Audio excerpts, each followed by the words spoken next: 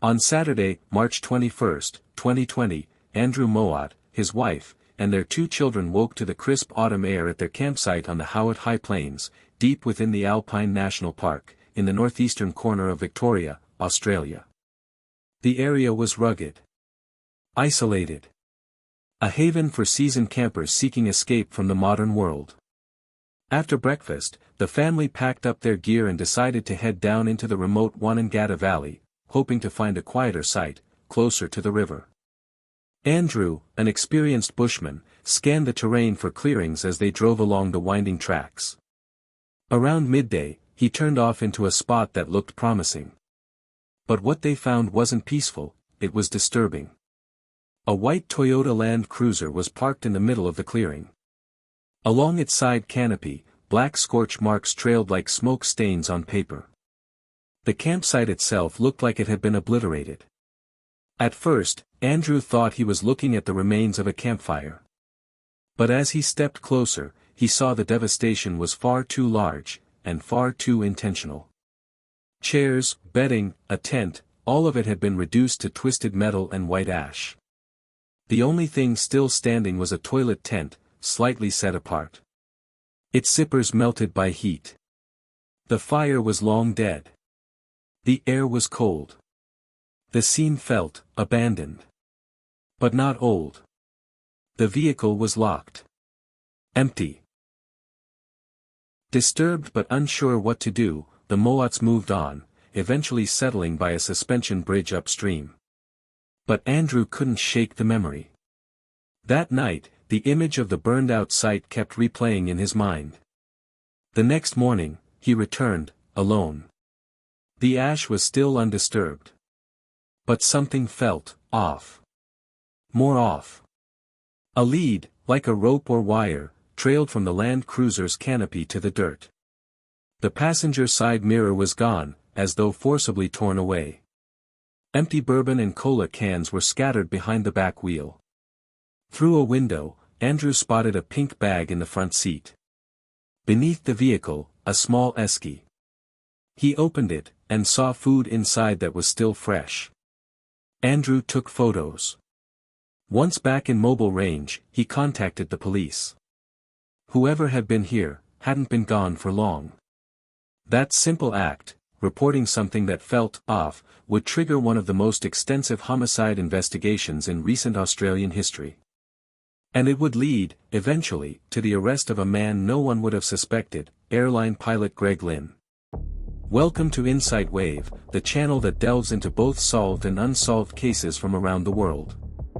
If you haven't already, please take a moment to like and subscribe to stay up to date with the latest crime stories delivered straight to your inbox. Before we get to the ashes. Before the burned-out campsite, the missing persons alerts, and the years of silence. There were 2 people. Russell Hill was 74 years old. A retired logger from Druin, Victoria. A man of habit. Quiet. Methodical. He spent his days fixing things, tinkering with radios, and escaping into the bush whenever he could. To those who knew him, Russell was dependable. Private. The kind of person who preferred the sound of a crackling fire over crowded conversation. He'd been married to his wife, Robin, for over 50 years. But Russell had a secret. Carol Clay was 73. A former president of the Country Women's Association in Victoria. Confident. Well-spoken. She was known for her poise, her intelligence, and her warmth. Carol and Russell had first met when they were teenagers. They had been each other's first love. But life took them in different directions. Both married other people. Raised families. Built separate lives. Still, they never truly let go. Years later, after reconnecting at a school reunion, something reignited. A quiet affair began, one that would last for decades. For Carol, it was more than a fling. She believed they had a future. That Russell would one day leave his marriage and make their relationship official. She even told her friends. For Russell, the lines were blurrier. He never left Robin. But he never stopped seeing Carol either. In March 2020, the two set out together on a camping trip through Victoria's high country. It wasn't their first. These getaways had become a kind of ritual, their own world, far removed from the lives they lived back home. They packed Russell's white Toyota Land Cruiser. Brought radios, a tent, supplies for a week. They told almost no one where they were going. Just the two of them, surrounded by mountains and rivers and trees. But somewhere out there, in that vast wilderness, something happened. Something final. Carol Clay and Russell Hill were never seen alive again. Carol and Russell arrived in the Wonnangatta Valley on March 19, 2020. It was a Thursday. They'd driven in through the Zika Spur Track, a steep, narrow path that winds down into the heart of the valley. Only experienced bushmen attempted, and Russell Hill was one of them. He was familiar with this part of the high country. He'd camped here before. Logged here. He knew how remote it was, and he liked it that way. For Carol, it was a chance to be alone with him. No distractions. No expectations. Just quiet. Wilderness. Time. That evening, Russell made his last known radio call, using his high-frequency radio to check in with a friend. There was no mention of trouble. No mention of Carol. Just the usual chatter, equipment, signal strength, where they were camped. After that, nothing. The next day, on March 20th, neither Carol nor Russell contacted their families. Not unusual at first, reception in that area is patchy to non-existent. Trips like this often meant going completely off-grid. But then March 21st came and went. No calls. No check-ins. And by March 22nd, concern had turned to dread. Russell's wife, Robin, reported him missing. Carol's sister, Jill, did the same. Neither woman knew the full truth of their loved one's relationship, but they both knew this was not normal. Police launched a search of the Wonnangatta Valley almost immediately. Helicopters flew overhead. Ground crews were dispatched. Drones, trackers, and thermal imaging were used. But they found nothing. No bodies. No signs of struggle. No answers. Just one thing stood out, a burnt-out campsite. On March 21st, the same day Russell and Carol were supposed to return, bushwalker Andrew Mowat had stumbled across the site. It was eerie. Ash-covered. Chairs, mattresses, and a tent incinerated into warped metal. A white Toyota Land Cruiser, locked, abandoned, stood nearby. He photographed the scene. Then, once back in mobile range, reported it. Police would later confirm it was Russell's vehicle. The food in the esky was still fresh. But there was no blood. No sign of violence. No sign of Carol or Russell. It was as though the couple had simply vanished. A state of disaster. Never in Australia's history has there been a lockdown as extreme as this. Melbourne, now a ghost town, as nearly 5 million of the city's residents wake up to a situation which will become their new norm for at least 6 weeks. A strict curfew, limits on nearly every aspect of life, and there is more to come. These pictures show the reality, don't they? Burke Street this morning, Federation Square, Flinders Street Station, and Chinatown. The streets completely deserted. By the end of March 2020, Australia, like the rest of the world, had gone into lockdown. Borders closed. Travel was restricted. Non-essential operations were scaled back. The investigation slowed. The media focus shifted. And the mystery of Russell Hill and Carol Clay began to fade from the headlines.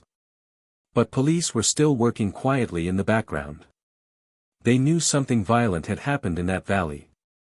They just didn't know who was responsible, yet. For over a year, there were no arrests. No bodies. No concrete answers. Just a growing sense of unease. Police believed Carol Clay and Russell Hill had met with foul play. But the remoteness of Wonnangatta made it almost impossible to trace what happened, let alone who did it.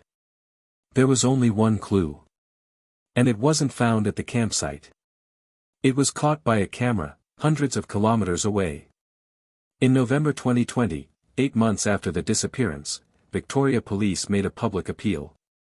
They were looking for the driver of a blue Nissan Patrol seen towing a trailer in the area near Wonnangatta around the time Carol and Russell vanished. The 4WD had been captured on a remote security camera on a narrow bush track. To most people, it meant nothing. But to someone familiar with off-grid camping, the timing, and location, were suspicious. And police already had a name in mind. Greg Lynn was a commercial pilot. Calm, capable, and in control, at least on the surface. By 2020, he was flying for Jetstar, living in Melbourne's West with his second wife, Melanie, a former flight attendant. The couple had a blended family. Neighbors described them as quiet. Unremarkable. But behind closed doors, things were different. Greg Lynn had a pattern of escalating tension. In his previous marriage, his ex-wife had left him after what she described as years of verbal abuse and controlling behavior. She once told police he was intimidating and volatile. No charges were ever laid, and Lynn denied the claims, but the signs were there. He was also known to be deeply private. Possessive of his hobbies. He loved guns, hunting, and remote bush camping. He knew how to survive in the wild. How to clean up. How to disappear. And, he drove a blue Nissan Patrol. Detectives quietly began building a profile. They traced Lynn's movements. They noted his remote camping patterns, which closely matched the timeline of the murders. They surveilled him for months. Then, in late 2021, they made a key discovery. Lynn's Nissan Patrol had been resprayed. Originally blue, like the one seen on the bush track, it was now beige. The trailer had also vanished. To police, that wasn't just suspicious. It was deliberate. They kept watching. Listening. Gathering evidence. And then, in November 2021, after nearly 20 months of silence, they made their move. On November 22, 2021, police intercepted Greg Lynn in the Victorian High Country.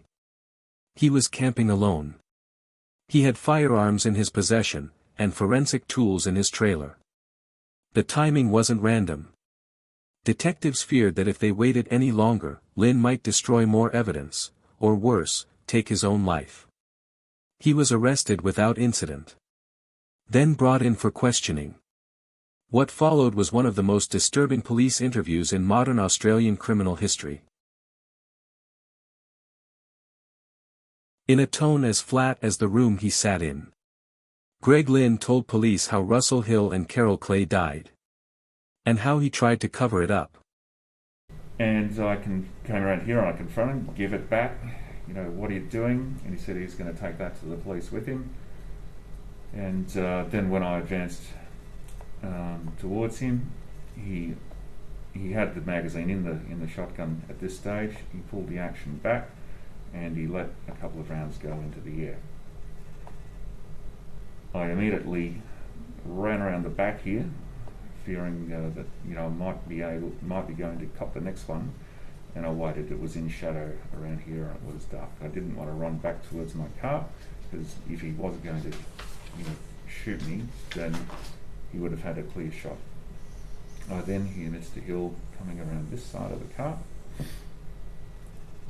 and so I kept under the shadow and I moved in closer, again fearing that if I ran this way I'd cop another one. I saw the barrel of the shotgun appear over the bonnet, and to try and disarm him, I jumped up, I grabbed the shotgun barrel with my right arm, pivoted around so I was facing him facing away from the bonnet of the car. I had the left hand on the stock, right hand on the barrel, and we wrestled. The shotgun was pointed over this way, and it was discharged. My hand was not on the trigger, it was on the barrel. Right hand, left hand on the stock, pushing up against him. You wouldn't let it go, it discharged.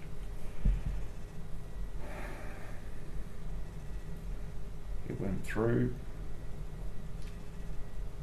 the left hand rear view and killed Miss Clay dead. She was shot through the head. I saw her in the peripheral. I didn't actually see which way she was standing, but when later she was laying face down on the ground. Yep. Immediately, Russell Hill let go of the shotgun, and I took the shotgun straight back to the car.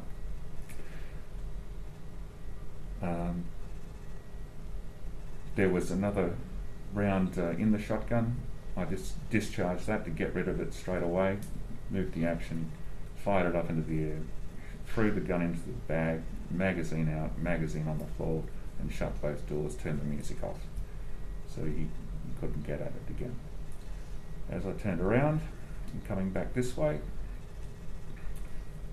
in the meantime he had been with Miss Clay. He advances towards me with a knife in his right hand and a fist clenched in his left. He first takes a swing with his left hand. I blocked that. With his right hand he takes a swing with the knife.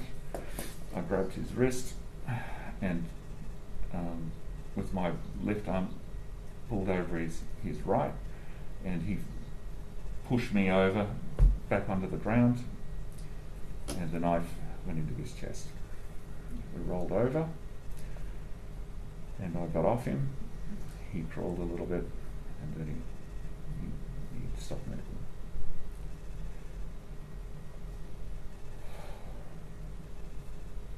And then I thought, what am I going to do? I went over, Miss Clay was clearly dead. I came back, I checked for a pulse on Mr. Hill, he was clearly dead. There was no pulse.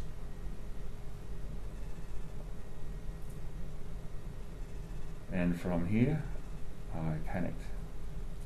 And I thought, you know, that's my shotgun. There's one person dead, and he's dead as well now. I'm going to be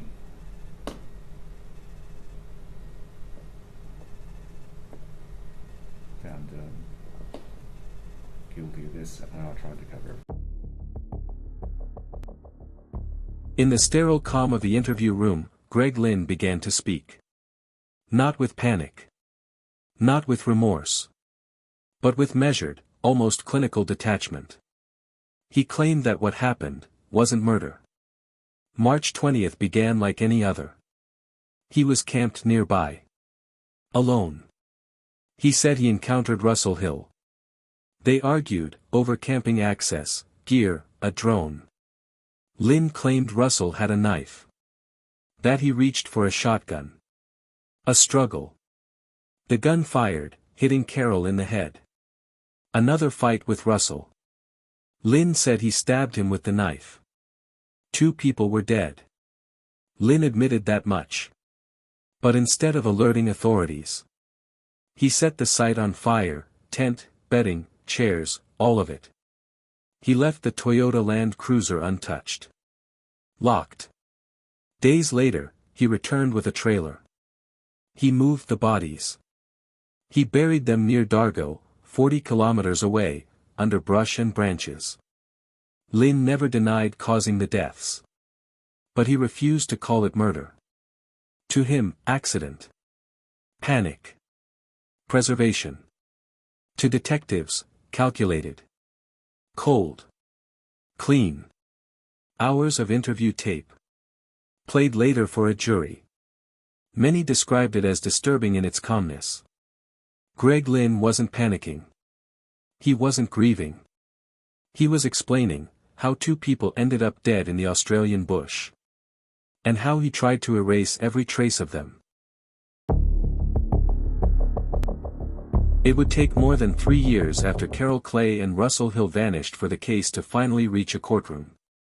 In May 2024, Greg Lynn stood trial in the Supreme Court of Victoria, charged with 2 counts of murder. It was a media storm. Not just because of the brutality of the case, or the remoteness of the crime scene, but because of who the victims were. And who the accused was. A respected pilot. A secret affair. 2 lives gone. No witnesses. No weapon. No clear motive. Lynn pleaded not guilty to both murders.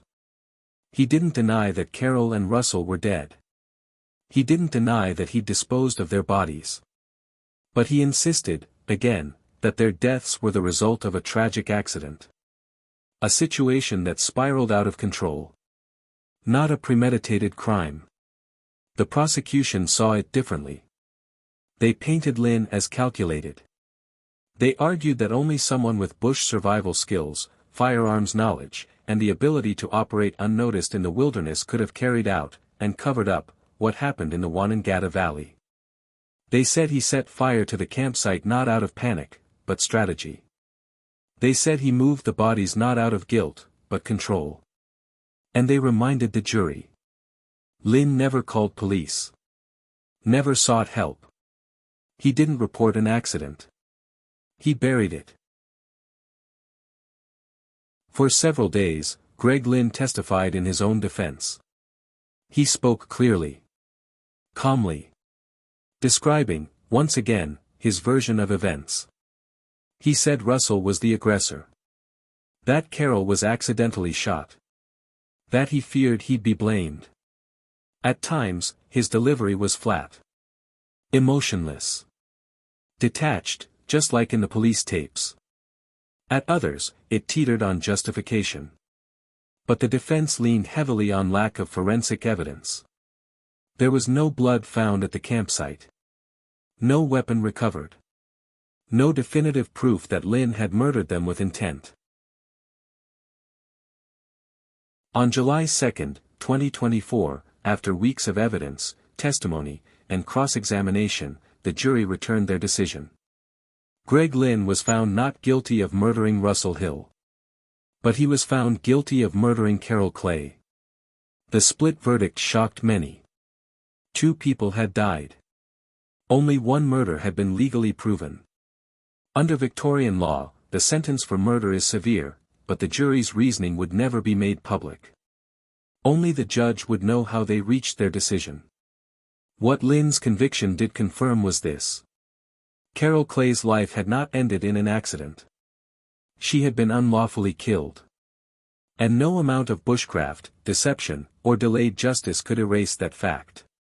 In the end, what began as a quiet camping trip in Victoria's high country became one of the most haunting cases in recent Australian criminal history. One that still leaves behind a trail of silence, scorched earth, and unanswered questions.